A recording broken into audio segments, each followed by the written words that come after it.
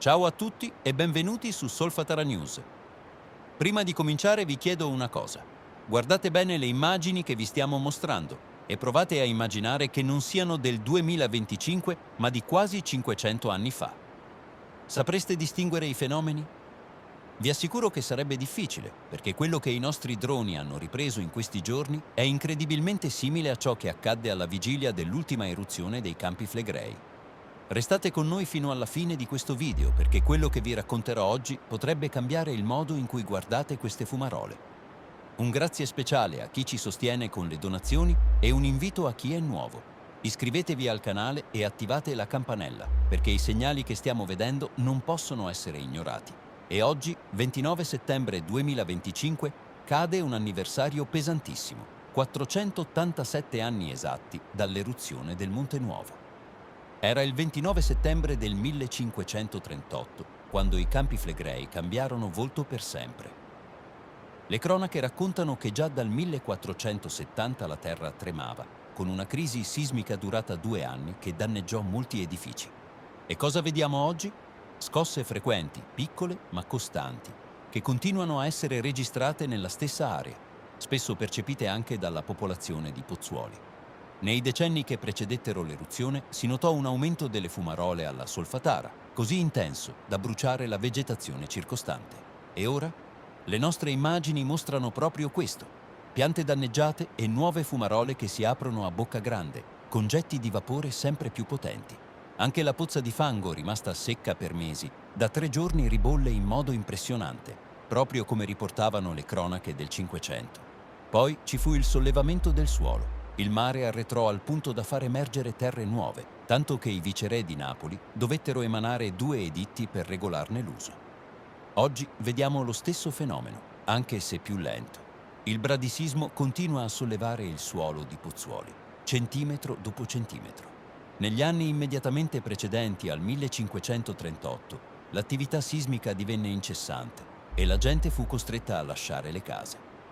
Immaginate interi quartieri di Pozzuoli abbandonati, le strade deserte, gli edifici lesionati. Le persone dormivano all'aperto, vivevano con il terrore che un'altra scossa potesse far crollare tutto. Oggi, seppur con intensità diversa, registriamo scosse sempre più frequenti che preoccupano gli abitanti. È come se la Terra ci stesse lanciando lo stesso avvertimento. Le cronache raccontano che nell'estate di quell'anno la sismicità aumentò al punto da farsi sentire fino a Napoli. Negli ultimi 10 giorni prima dell'eruzione la città avvertiva 5-10 scosse al giorno.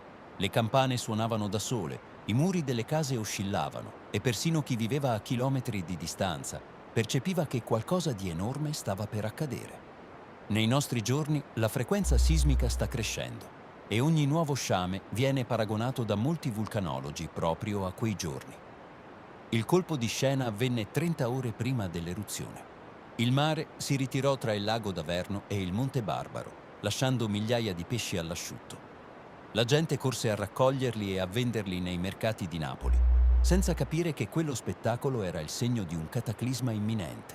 Poco dopo la terra collassò di 4 metri e all'interno della depressione sgorgò acqua, formando una nuova sorgente. 3 ore più tardi il terreno tornò a gonfiarsi. In 7 ore si sollevò come una gigantesca bolla pronta a esplodere. Poi, con un boato assordante, la terra si squarciò e nacque il Monte Nuovo. Le cronache parlano di fiamme, lapilli incandescenti e cenere che oscurò il cielo in pieno giorno. E oggi cosa stiamo vedendo?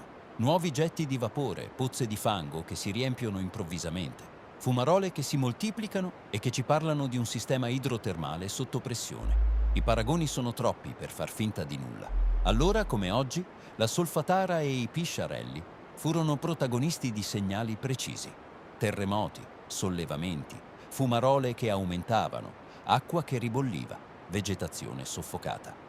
Nel 1538 quei segnali culminarono nell'eruzione del Monte Nuovo. Oggi li vediamo di nuovo. Non sappiamo se il vulcano esploderà domani, tra mesi o tra anni, ma la verità è che i Campi Flegrei stanno mostrando gli stessi sintomi di allora. E la lezione che la storia ci lascia è chiara: ignorare i segnali significa essere colti di sorpresa. Per questo noi di Solfatara News continueremo a mostrarvi le immagini reali, senza filtri, senza censure. Quello che sta succedendo non è normale e proprio per questo non smetteremo mai di raccontarvelo.